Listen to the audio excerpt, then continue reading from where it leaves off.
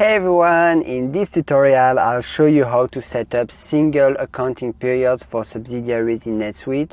Please do not forget to visit coleno.com for more tools and information to enhance your accounting processes, and let's get started.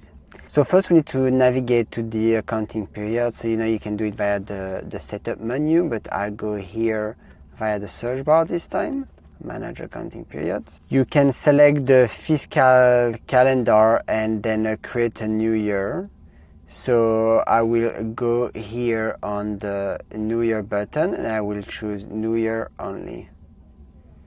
Here you can enter the period name that you want to give, the start date. On the right hand side you have the end date and the fiscal calendar that you want. You can then after that click save.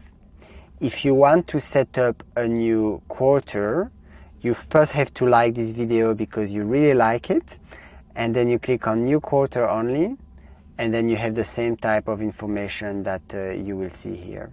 For the periods, I will go back, and what you have to do is to go back here and you select base period, and then again you have that form that you see here.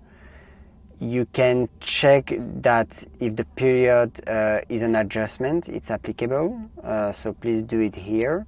Allow non-GL changes. So here you can see the definition to allow users to enter non-posting transactions to this period after it has been closed.